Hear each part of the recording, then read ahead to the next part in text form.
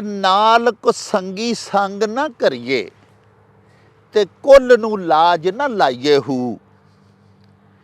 तुम्हें तरबूज मूल ना थींदे तोड़े तोड़ मके लै जाइए हू। ते कावां दे बच्चे कदी हंस नहीं थींदे भावें मोतियां चोग चुगाइए हू। ते सप्पां दे पुत्तर कदी मित्र नहीं हुंदे भावें चुल्लियां दुध पियाइए हू। ते खारे खूह ना मिठे हुंदे हजरत बाहू भावें सह मना गुड़ पाइए हू।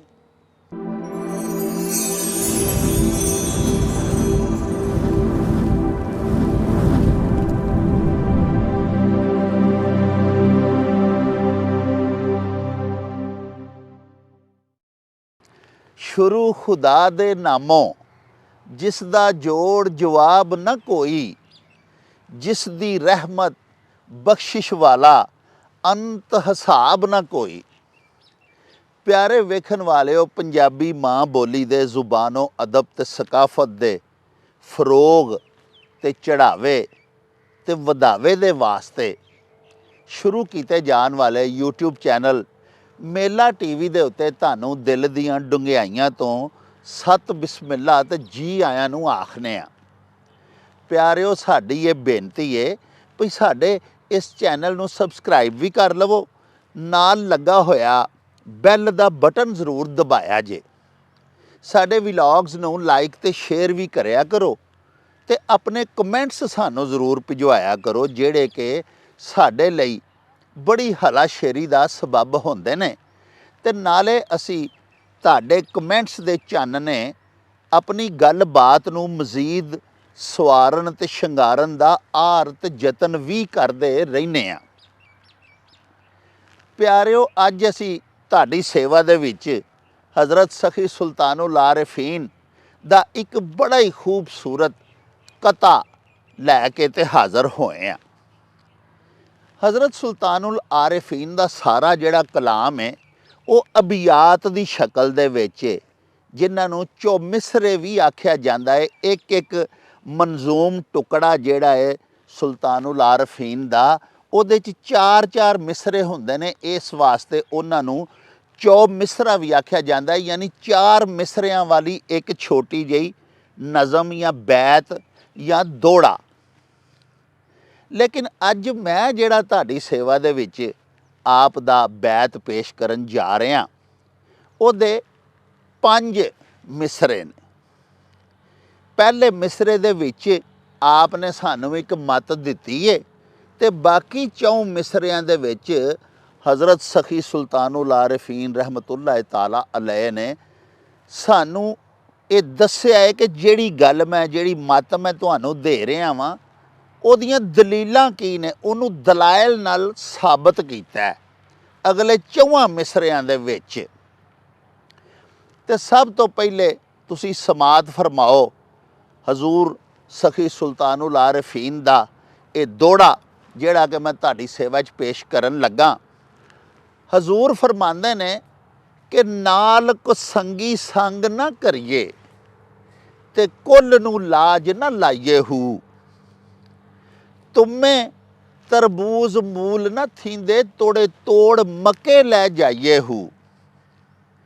ते कावां दे बच्चे कदी हंस नहीं थींदे भावें मोतियां चोग चुगाइए हू।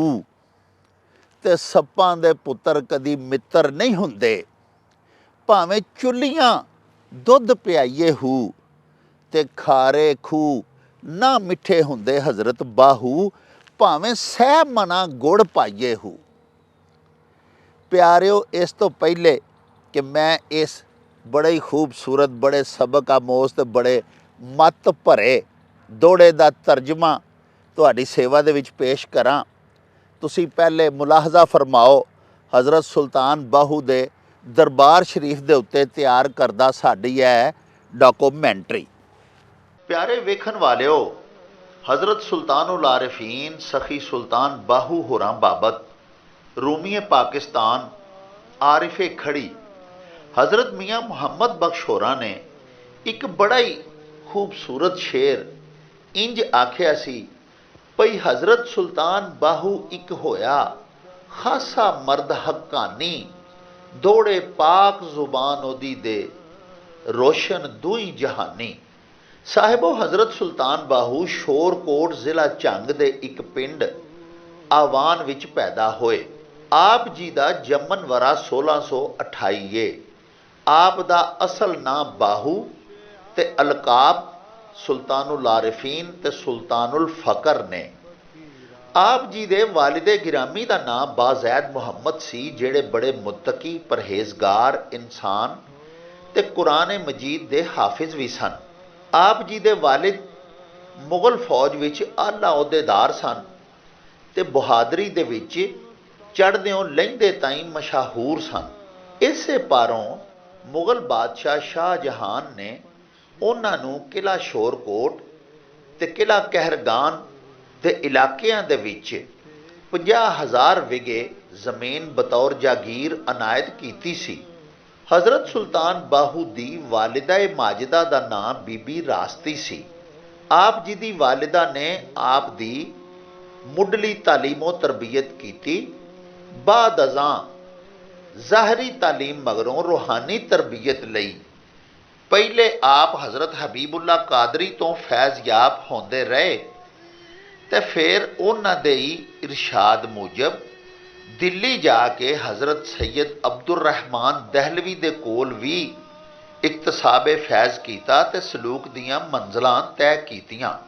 ਤਾਹਮ ਆਪ ਜੀ ਦੇ ਆਪਣੇ ਅਸ਼ਆਰ ਰਾਹੀਂ ਵੀ ਤੇ ਤਵਾਰੀਖ ਰਾਹੀਂ ਵੀ ਸਾਨੂੰ ਇਹ ਪਤਾ ਲੱਗਦਾ ਹੈ ਕਿ ਆਪ ਜੀ ਨੇ ਬਾਤਨੀ ਤੇ ਰੂਹਾਨੀ ਤੌਰ ਤੇ ਹਜ਼ਰਤ ਦਾਨਾਏ ਸੁਬੁਲ ਖਤਮੁਰ ਰਸੁਲ ਮੌਲਾਏ ਕੁਲ ਨਬੀ ਮੁਕਰਮ ਹਜ਼ਰਤ ਮੁਹੰਮਦ ਮੁਸਤਫਾ ਸੱਲੱਲਾਹੁ अलैहि व आलिहि व असहाबिहि व अज़वाजिहि व बारिक वसल्लम ਦੇ ਦਸਤੇ ਮੁਬਾਰਕ ਤੇ ਦਸਤੇ ਹੱਕ ਪ੍ਰਸਤ ਦੇ ਉੱਤੇ ਵੀ ਬੈਤ ਕੀਤੀ ਹੋਈ ਸੀ।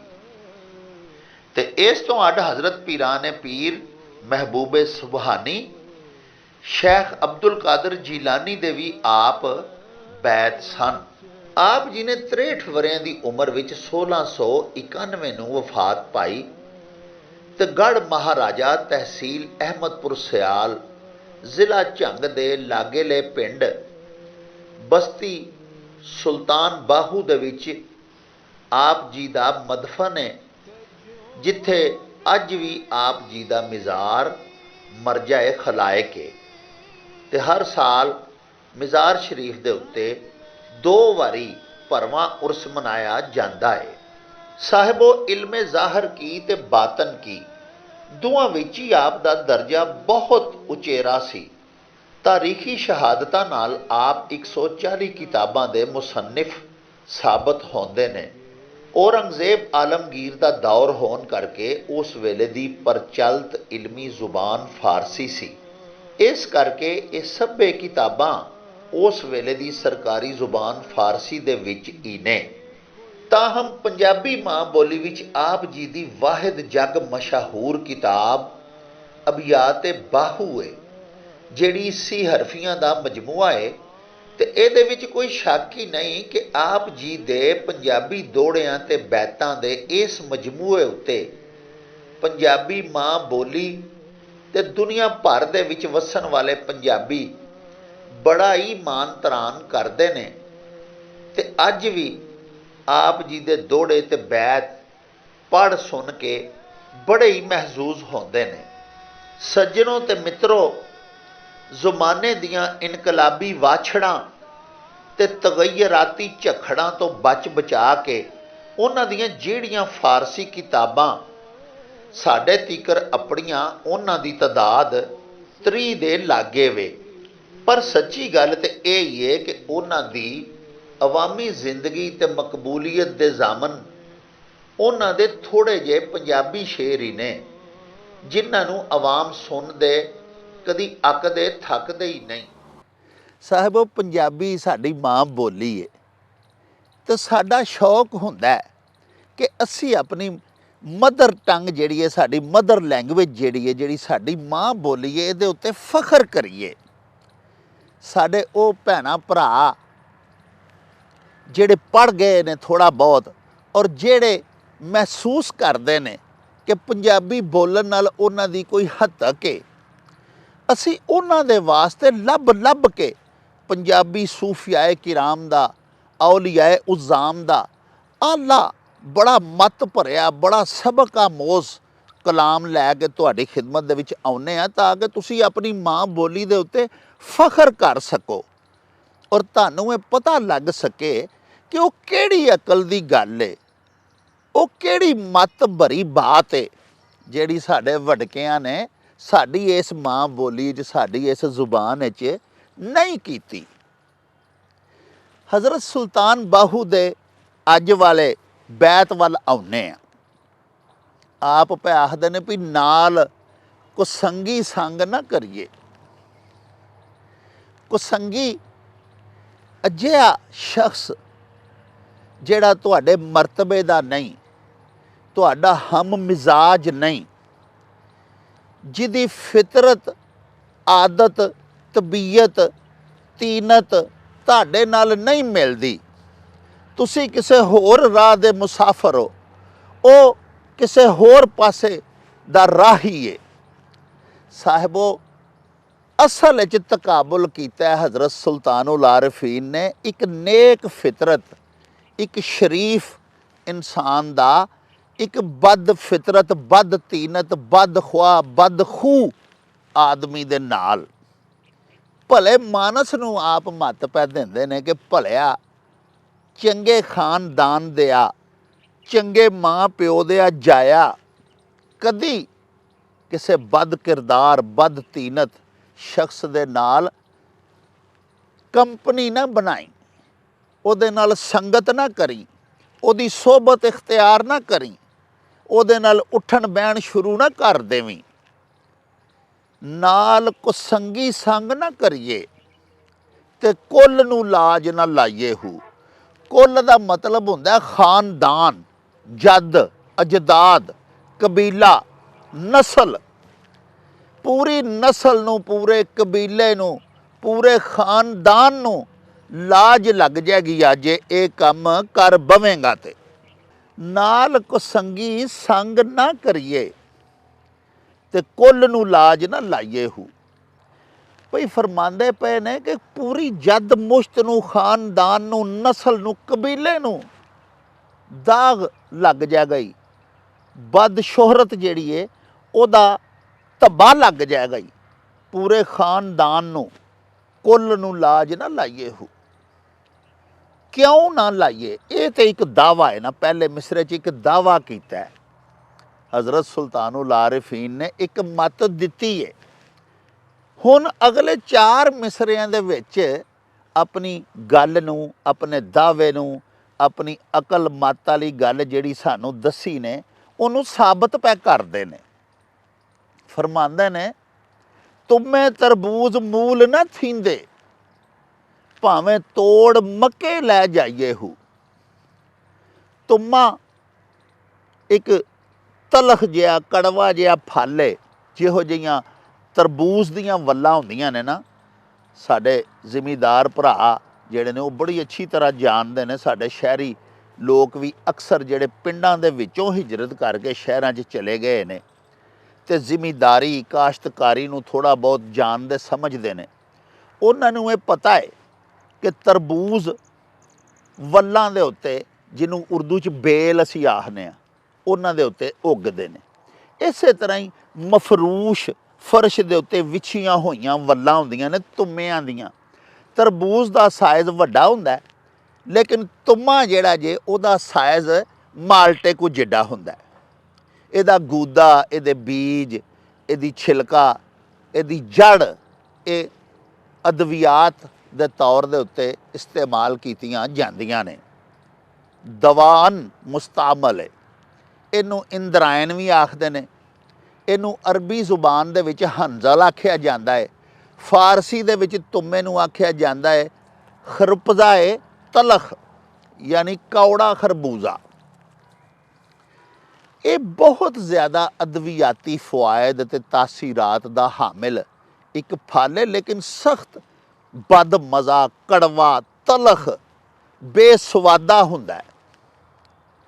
ਤੇ ਫਰਮਾਉਂਦੇ ਨੇ ਪਏ ਕਿ ਤੁਮੇ ਜਿਹੜੇ ਨੇ ਉਹਨਾਂ ਦੀ ਜਬਿਲਤ, ਉਹਨਾਂ ਦੀ ਫਿਤਰਤ, ਅੱਲਾਹ ਪਾਕ ਸੱਚੇ ਸਾਹਿਬ ਨੇ ਉਹਨੂੰ ਖਲਕਦਿਆਂ ਹੋਇਆਂ ਉਹਦੇ ਅੰਦਰ ਜਿਹੜੀ ਨੇਚਰ ਰੱਖ ਦਿੱਤੀ ਹੈ ਉਹ ਕਦੀ ਬਦਲ ਨਹੀਂ ਸਕਦੀ। ਭਾਵੇਂ ਤੋੜ ਕੇ ਤੁਮਿਆਂ ਨੂੰ ਮੱਕਾ ਸ਼ਰੀਫ, ਹਰਮ ਸ਼ਰੀਫ ਵਿੱਚ ਲੈ ਜਾਓ, ਇਦੋਂ ਉੱਚੀ ਕਿਹੜੀ ਬਾਤ ਹੈ ਕਿ ਇੱਕ ਤੁਮੇ ਤੋਂ ਮੁਰਾਦ ਇਹ ਵੀ ਹੈ ਇੱਥੇ ਪਿਆਰਿਓ ਭਈ ਇੱਕ ਨੀਚ ਘਟੀਆ ਕਮਜ਼ਾਤ ਜਿਹੜਾ ਹੈ ਉਹਨੂੰ ਜਿਸ ਕਦਰ ਮਰਜ਼ੀ ਆਲਾ ਤੋਂ ਆਲਾ ਮੁਕਾਮ ਤੇ ਮਰਤਬੇ ਤੇ ਜਾ ਭਾਈਏ, ਉਹਦੀ ਫਿਤਰਤ ਨਹੀਂ ਬਦਲ ਸਕਦੀ। ਇਹ ਤੁਮੇ ਦੀ ਤਮਸੀਲ ਤੋਂ ਇਹ ਵੀ ਬਾਬਾ ਜੀ ਸਾਬਤ ਕਰਨਾ ਚਾਹੁੰਦੇ ਨੇ ਕਿ ਤੁਮਾ ਤਰਬੂਜ਼ ਇੰਤਹਾਈ ਮਿੱਠਾ, ਸ਼ੀਰੀ, ਰਸਦਾਰ ਹੁੰਦਾ। ਫਰਮਾਉਂਦੇ ਨੇ ਤੁਮੇ ਨੂੰ ਤੋੜ ਕੇ ਭਾਵੇਂ ਜ਼ਿਆਰਤ ਖਾਨਾ ਕਾਬਾ ਦੀ ਕਰਾ ਲਿਆਓ, ਉਹਨੂੰ ਇੱਥੋਂ ਪੁੱਟ ਕੇ ਹਰਮ ਸ਼ਰੀਫ ਵਿੱਚ ਲੈ ਜਾਓ, ਲੇਕਿਨ ਉਹਦੀ ਜਬਿਲਤ ਉਹ ਹੀ ਰਹਿਣੀ ਹੈ। ਵਾਰਸ਼ਾ ਨਾ ਆਤਾਂ ਜਾਂਦੀਆਂ ਨਹੀਂ, ਭਾਵੇਂ ਕੱਟੀਏ ਪੋਰੀਆ ਪੋਰੀਆ, ਉਹਦੀ ਫਿਤਰਤ ਨਹੀਂ ਬਦਲਣੀ। ਉਹਨੇ ਤਰਬੂਜ਼ ਵਾਂਗੂ ਮਿੱਠਾ ਨਹੀਂ ਹੋ ਜਾਣਾ, ਸ਼ੀਰੀ ਨਹੀਂ ਹੋ ਜਾਣਾ, ਰਸਦਾਰ ਨਹੀਂ ਹੋ ਜਾਣਾ। ਅੱਗੇ ਫੇਰ ਆਖਦੇ ਨੇ ਵੀ ਕਾਵਾਂ ਦੇ ਬੱਚੇ ਹੰਸ ਨਹੀਂ ਥੀਂਦੇ, ਭਾਵੇਂ ਮੋਤੀਆਂ ਚੋਗ ਚੁਗਾ ਦਈਏ। ਯਾਨੀ ਕਾਂ, ਤੁਹਾਨੂੰ ਪਤਾ ਹੀ ਹੈ ਕਿ ਆਮ ਰੂੜੀਆਂ ਸ਼ੂੜੀਆਂ ਫੋਲ ਕੇ ਮੁਰਦਾਰ ਖਾ ਕੇ ਵੇਲਾ ਟਪਾਉਂਦਾ, ਆਪਣਾ ਪੇਟ ਭਰ ਲੈਂਦਾ। ਕੋਈ ਐਡਾ ਖੁਸ਼ ਗਜ਼ਾ ਜਾਨਵਰ ਨਹੀਂ ਹੈਗਾ, ਗੰਦਮੰਦ ਖਾ ਕੇ ਜ਼ਿੰਦਾ ਰਹਿਣ ਵਾਲਾ ਪਰਿੰਦਾ ਹੈ। ਲੇਕਿਨ ਇਸ ਦੇ ਮੁਕਾਬਲੇ ਦੇ ਉੱਤੇ ਹੰਸ ਜਿਹੜਾ ਹੈ ਐਸਾ ਖੂਬਸੂਰਤ ਪਰਿੰਦਾ ਹੈ, ਇੱਕ ਆਬੀ ਪਰਿੰਦਾ ਹੈ ਜਿਹੜਾ ਜਿਹਦੇ ਬਾਰੇ 'ਚ ਆਖਿਆ ਜਾਂਦਾ ਹੈ ਕਿ ਉਹ ਮੋਤੀ ਖਾਂਦਾ ਹੈ। ਮੋਤੀ ਉਹਦੀ ਗਜ਼ਾ ਹੁੰਦੀ ਹੈ। ਤੇ ਮੋਤੀ ਕਿਸ ਕਦਰ ਕੀਮਤੀ, ਕਿਸ ਕਦਰ ਮਹਿੰਗੇ, ਕਿਸ ਕਦਰ ਖੁਸ਼ਨੁਮਾ ਹੁੰਦੇ ਨੇ। ਉਹ ਮੋਤੀ ਜਿਹੜੇ ਨੇ ਉਹੋ ਹੀ ਤੁਸੀਂ ਅਗਰ ਕਿਸੇ ਕਾਂ ਦੇ ਬੱਚੇ ਨੂੰ ਖਵਾਉਣੇ ਸ਼ੁਰੂ ਕਰ ਦਿਓ।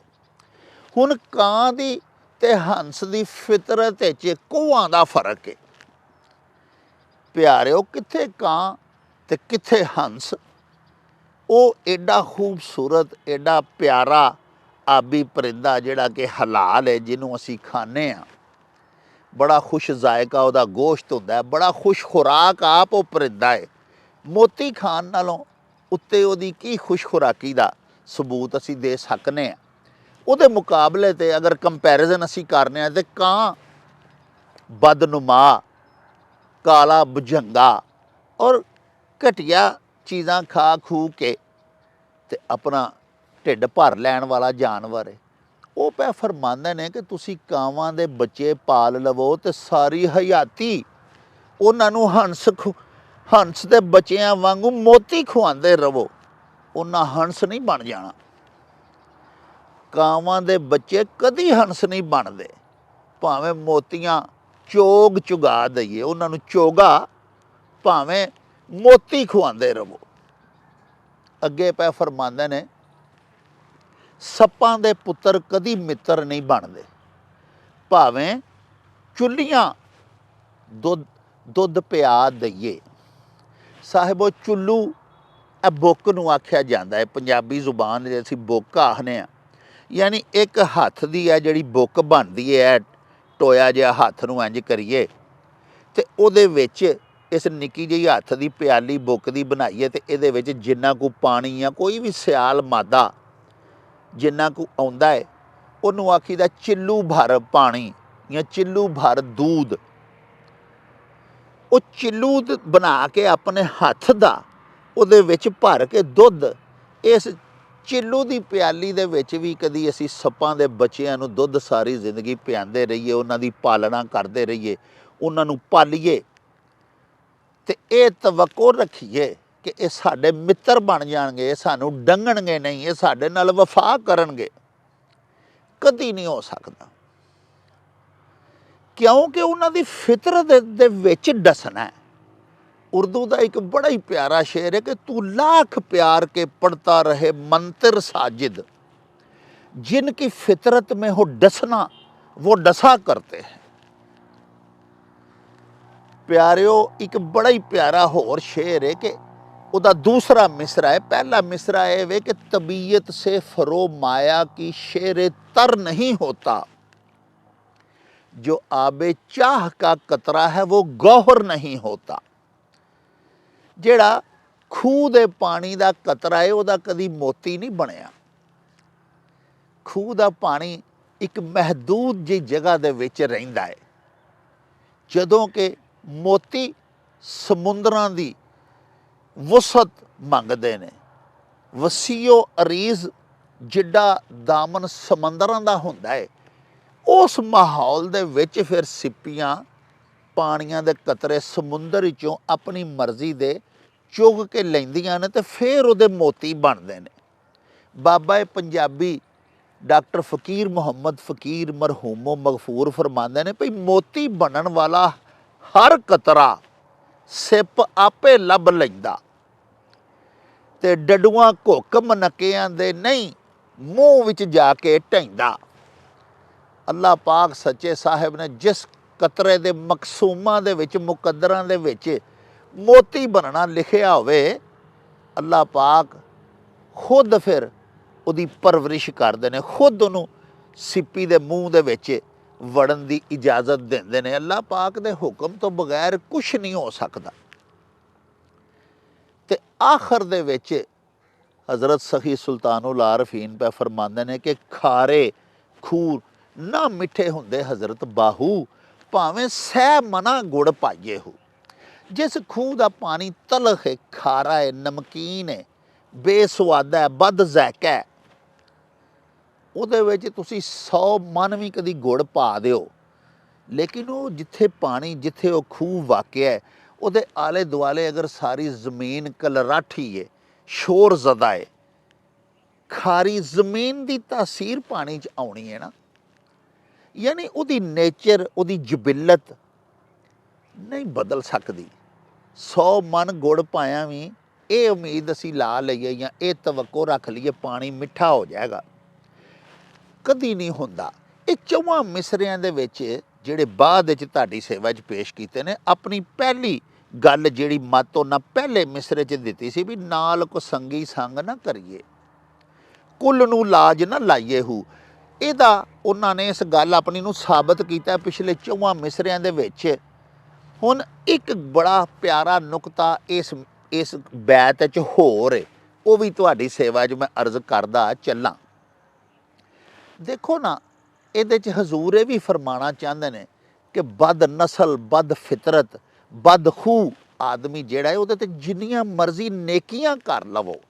ਦੇਖੋ ਨਾ, ਸੱਪਾਂ ਦੇ ਬੱਚਿਆਂ ਨੂੰ ਅਗਰ ਚੁੱਲੂਆਂ ਦੇ ਵਿੱਚ ਅਸੀਂ ਦੁੱਧ ਪਿਆਇਆ ਤੇ ਨੇਕੀ ਕੀਤੀ ਹੈ ਨਾ, ਉਹਦੀ ਪਾਲਣਾ ਕੀਤੀ। ਇਸੇ ਤਰ੍ਹਾਂ ਤੁਮੇ ਲੈ ਕੇ ਅਸੀਂ ਅਗਰ ਖਾਨਾ ਕਾਬਾ ਸ਼ਰੀਫ ਦੀ ਜ਼ਿਆਰਤ ਕਰਾ ਲਿਆਂਦੀ ਉਹਨਾਂ ਨੂੰ, ਇਹ ਉਹਨਾਂ 'ਤੇ ਨੇਕੀ ਹੈ। ਉਹ ਫਲ ਇਸ ਕਾਬਲ ਨਹੀਂ ਸੀ ਕਿ ਹਰਮ ਸ਼ਰੀਫ ਵਰਗੇ ਮੁਕਾਮ ਦੇ ਉੱਤੇ ਉਹਨੂੰ ਲੈ ਕੇ ਜਾਇਆ ਜਾਂਦਾ, ਲੇਕਿਨ ਅਸੀਂ ਲੈ ਗਏ। ਪਰ ਉਸ ਆਪਣੀ ਫਿਤਰਤ ਨਹੀਂ ਬਦਲੀ, ਜਿਵੇਂ ਸੱਪ ਦੇ ਬੱਚਿਆਂ ਨਹੀਂ ਬਦਲੀ, ਜਿਵੇਂ ਕਾਵਾਂ ਦੇ ਬੱਚਿਆਂ ਨੂੰ ਸਾਰੀ ਜ਼ਿੰਦਗੀ ਅਸੀਂ ਮੋਤੀ ਚੁਗਾਉਂਦੇ ਰਹੇ ਲੇਕਿਨ ਉਹ ਹੰਸ ਨਹੀਂ ਬਣੇ। ਇਹਦੇ 'ਚ ਇਹ ਵੀ ਹਜ਼ੂਰ ਸਾਨੂੰ ਮੱਤ ਪੈ ਦਿੰਦੇ ਨੇ ਕਿ ਬਦ ਨਸਲ ਤੇ ਇਹਸਾਨ ਜਿੰਨੇ ਮਰਜ਼ੀ ਕਰ ਲਵੋ, ਜਿੰਨੀਆਂ ਮਰਜ਼ੀ ਨੇਕੀਆਂ ਕਰ ਲਵੋ, ਉਹ ਤੁਹਾਡਾ ਵਫਾਦਾਰ ਨਹੀਂ ਹੋ ਸਕਦਾ। ਉਹ ਪਰਤਾਵੇ ਦੇ ਵਿੱਚ ਤੁਹਾਡੇ ਨਾਲ ਨੇਕੀ ਨਹੀਂ ਕਰੇਗਾ। ਉਹ ਜਵਾਬਨ ਤੁਹਾਡੇ ਵਾਸਤੇ ਕੋਈ ਭਲਾਈ ਦੀ, ਕੋਈ ਖੁਸ਼ਖਬਰੀ ਦੀ ਗੱਲ ਨਹੀਂ ਲਿਆਵੇਗਾ, ਕਿਉਂਕਿ ਉਹਦੀ ਫਿਤਰਤ ਅੱਛੀ ਨਹੀਂ ਸੀ। ਪਿਆਰਿਓ, ਪਿਆਰੇ ਨਬੀ ਪਾਕ ਦੀ ਇੱਕ ਬੜੀ ਹੀ ਪਿਆਰੀ ਹਦੀਸੇ ਪਾਕ ਦੇ ਉੱਤੇ ਮੈਂ ਆਪਣੀ ਗੱਲ ਮੁਕਾਨਾ। ਮੁਸਨਦ ਅਹਿਮਦ ਬਿਨ ਹੰਬਲ ਦੇ ਵਿੱਚ ਮੇਰੀ ਸਰਕਾਰ ਫਰਮਾਉਂਦੇ ਨੇ ਕਿ ਜੇ ਕੋਈ ਤੁਹਾਨੂੰ ਆਖੇ ਕਿ ਉਹਦ ਪਹਾੜ ਆਪਣੀ ਜਗ੍ਹਾ ਤੋਂ ਸਿਰਕ ਗਿਆ ਤੇ ਮੰਨ ਲਿਆ ਜੇ, ਲੇਕਿਨ ਜੇ ਕੋਈ ਆਖੇ ਵੀ ਕਿਸੇ ਦੀ ਫਲਾਂ ਦੀ ਫਿਤਰਤ ਬਦਲ ਗਈ ਹੈ ਤੇ ਇਹ ਨਾਮੁਮਕਿਨ ਹੈ। ਪਿਆਰਿਓ, इत्थे उलामा दा ये भी फरमाउणा है कि बेहतरीन अपनियां कोशिशां हिम्मत मार के मेहनत करके ज़ाती मेहनत और कोशिश करके लोकां अपनियां फितरतां अपनियां तकदीरां नूं बदलिया है।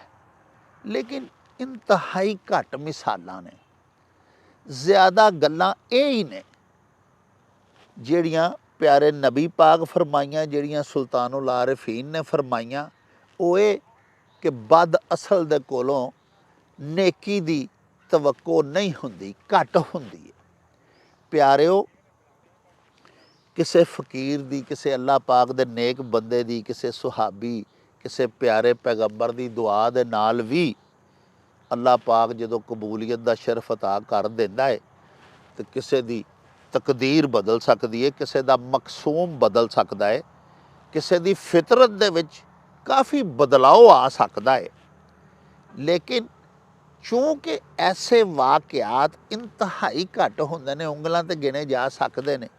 यूनीवर्सल ट्रुथ है ये, एक आलमगीर हकीकत है ये कि कमीने शख्स कोलों, कमीने तो इत्थे मुराद मैं ये नहीं कह सकदा अस्तगफुरुल्लाह कि असी जिन्हों गरीब या अपने देहाती मुआशरे दे विच जिन्हां नूं असी कमी कमीन आखने आ। सब तो पहली गल ते ये वे कि सूफियाए किराम, औलियाए उज़ाम ते इस्लाम एडा अजीम मज़हब है कि साडे मज़हब दे विच कोई कमी कमीन नहीं हुंदा।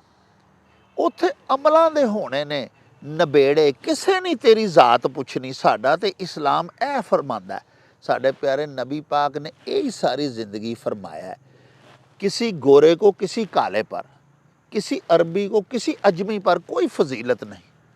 अमाल ते तकवे दी बात है। इस वास्ते इत्थे साडा ये मतलब नहीं कि किसी छोटे काम करने वाले, किसी माड़े पेशे नूं अपनाने वाले बंदा जिहड़ा उहदे नाल कदी यराना ना लाओ। असल गल है कि कोई किड्डा मर्जी भावें तवंगर है, किड्डा वड्डा धनवान है, अगर उहदी फितरत बद है, अगर नैचुरली वो एक अच्छा इंसान नहीं, अगर उहदा किरदार बदबूदार है, उहदे कोलों बचना चाहिए है। क्यों? उहदी सोहबत इख्तियार करोगे, उहदी कंपनी करोगे तो तुहाडे पूरे खानदान कबीले नस्ल नूं दाग लग जाएगा। लोकी समझन लग पैणगे भी जिस तरह का वो बद किरदार है, ये भी तो उहदा ही साथी है, उहदे कोल ही बहिंदा उठदा है। A man is known by the company he keeps. किड्डा खूबसूरत इंग्लिश दी ये यूनीवर्सल ट्रुथ है कि एक आदमी पहचानिया जाता है उस सोहबत तो, जिस सोहबत नूं वो इख्तियार करता है। इस वास्ते हज़रत सुल्तानुल आरिफीन, जिन्हों कि आरफां दा, जानन वालियां दा, समझण वालियां दा सुल्तान आख्या जाता है, बड़ी ही खूबसूरत मत जिंदगी गुजारन दा बड़ा ही सुचज्जा ढंग सानू अपने इस बैत दे विच पे दसदे ने, जिन्हों अपनी हयाती दे विच सानू इख्तियार करना चाहिए है। तो उन्हां दी इस मत दे उत्ते सानू कारबंद होना चाहिए है। इहदे विच ही साडा भला है और इहदे विच भी लुकाई दा भी भला है। हुण इहदे नाल ही सानू दिओ इजाज़त, हला वी यार हवाले रब दे ते मेले 4 दिनां दे, उस दिन ईद मुबारक होसी, जिस दिन फेर मिलांगे रब राखा ते अल्लाह बेली। ओ चल मेले नूं चली।